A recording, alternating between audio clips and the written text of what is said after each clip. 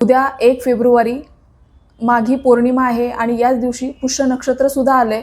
तर हा दिवस आपल्याला खूप छान पद्धतीने साजरा करायचा आहे। कारण जेव्हा पुष्य नक्षत्र येतं तेव्हा आपण जे पण उपाय करतो तर त्याचं फळ हे आपल्याला 3 पट अधिक मिळतं। बघा, गुरुवारी पुष्य नक्षत्र येतं तेव्हा गुरुपुष्य अमृत योग असतो आणि आज हे रवी पुष्य अमृत योग आहे। त्याच्यामुळे या पुष्य नक्षत्र आणि पौर्णिमा याचं औचित्य साधून हा दिवस आपल्याला कसा साजरा करायचा आहे, कोणत्या सेवा करायच्या आहेत याबद्दलची संपूर्ण माहिती मी आपल्याला या व्हिडिओमध्ये देणार आहे। तर नमस्कार सर्वांना, श्री स्वामी समर्थ। मी स्वाती आपलं स्वामीचरण या यूट्यूब चॅनलमध्ये अगदी मनापासून स्वागत करते। तर 1 फेब्रुवारीला आहे पौर्णिमा प्रारंभ हा अगदी पहाटे 5:53 पौर्णिमा सुरू होतीये आणि पौर्णिमा संपतीये ही त्याच रात्री म्हणजे 2 तारखेच्या पहाटे पौर्णिमा संपतीये। तर त्याच्यामुळे रविवारचा हा संपूर्ण दिवस आपल्याला पौर्णिमा तिथी मिळणार आहे। त्याच्यामुळे आपण जे पण उपाय सेवा करणार हे संपूर्ण दिवसभरामध्ये तुम्ही कधीही या सेवा उपाय करू शकता। तर या दिवशी आपल्याला कुठल्या सेवा उपाय करायचे आहेत, याचं काय महत्त्व आहे, ही संपूर्ण माहिती मी आपल्याला या व्हिडिओमध्ये देणार आहे। तर बघा, जेव्हा पुष्य नक्षत्र येतं तेव्हा आपण ज्या पण सेवा उपाय करतो तर त्याचं फळ हे आपल्याला खूप पटीने जास्त मिळतं। तर आता या दिवशी पौर्णिमा आहे तर आपल्याला सत्यनारायण पूजा ही याच दिवशी करायची आहे। यापूर्वी जर तुम्ही कधी सत्यनारायण पूजा केली नसेल तर या दिवसापासून तुम्ही सुरुवात करू शकता पूजेला। सत्यनारायण पूजा ही अगदी आपण स्वतः घरच्या घरी साध्या सोप्या पद्धतीने आणि घरात असणाऱ्या साहित्यामध्ये आपल्याला ही पूजा करता येते आणि अगदी अर्धा एक तास लागतो या पूजेसाठी। पण ही अत्यंत प्रभावी सेवा आहे। ज्या घरामध्ये सत्यनारायण पूजा केली जाते तिथे कधीही कशाची कमी पडत नाही।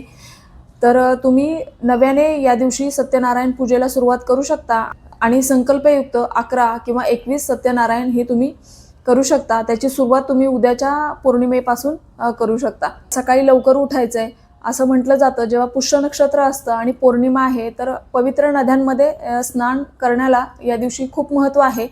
पण आता ते प्रत्येकाला शक्य नाही, तर आपण आंघोळीच्या पाण्यामध्ये थोडंसं गंगाजळ, हळद आणि गोमूत्र टाकून आंघोळ करायची आहे।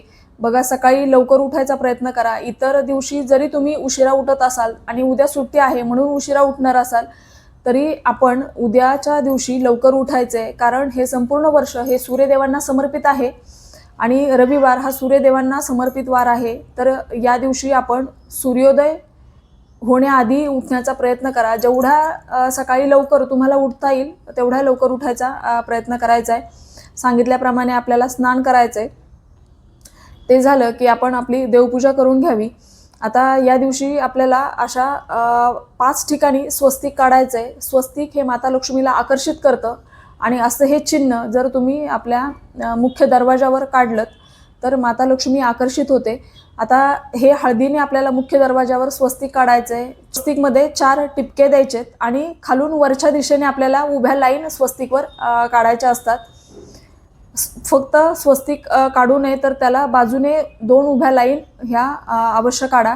एक स्वस्तिक आपल्याला आपल्या देवघरामध्ये काढायचं आहे, ते तुम्ही कुंकवाने काढा आणि जिथे आपण स्वयंपाक बनवतो आपल्या किचन ओट्याच्या भिंतीला तिथे एक आपल्याला स्वस्तिक काढायचं आहे, ते पण कुंकवाने काढायचं आहे।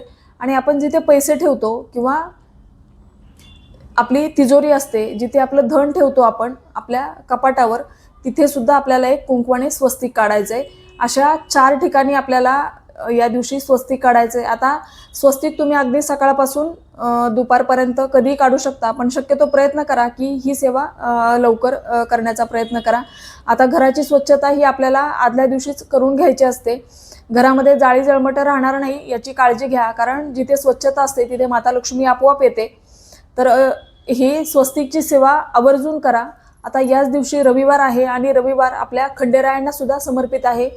ज्या व्यक्तींचं कुलदैवत हे खंडेराय आहेत त्यांनी मल्हारी सप्तशती या ग्रंथाचं या दिवशी पठण करायचे आणि पौर्णिमा आहे म्हणून आपल्याला या दिवशी दुर्गा सप्तशती ग्रंथ सुद्धा पठण करायचं आहे।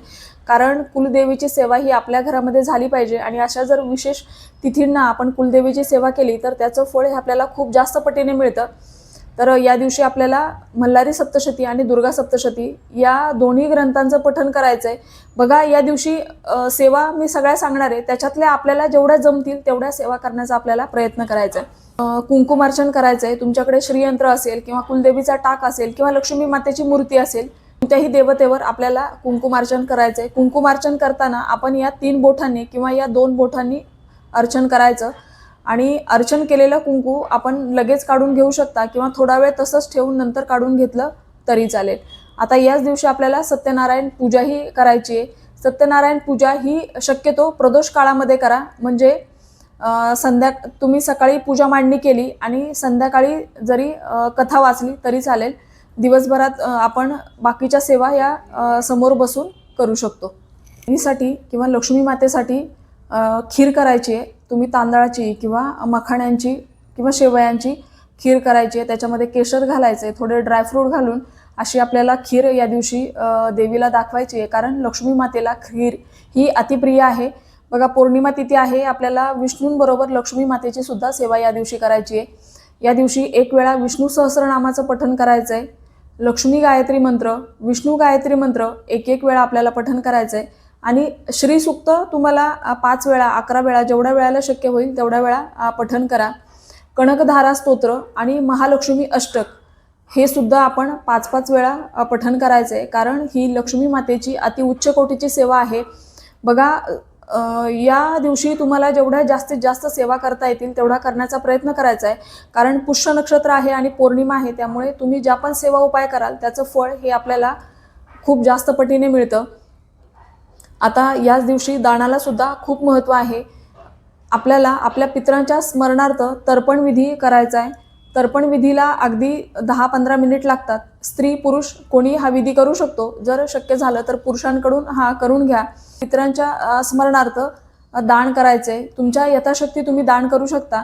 मग ते तुम्ही डाळ, तांदूळ किंवा साखर, गूळ अशा गोष्टींचं आपण दान करावं। तुम्ही एखाद्या गरजू व्यक्तीला ब्लँकेट सुद्धा दान केलं तरी चालेल। आपल्या पितरांच्या स्मरणार्थ आजच्या दिवशी आपल्याला दान करायचंय। आपल्याला जर मासिक धर्म सुतक असेल आणि तर आपल्याला या सेवा करता येणार नाही, मासिक धर्म असेल तर घरातील इतर व्यक्तींकडून या सेवा करून घ्या आणि या संपूर्ण सेवा तुम्ही यूट्यूबला लावून श्रवण सुद्धा करू शकता। मासिक धर्म सुतक असेल तरी सेवा श्रवण करू शकता।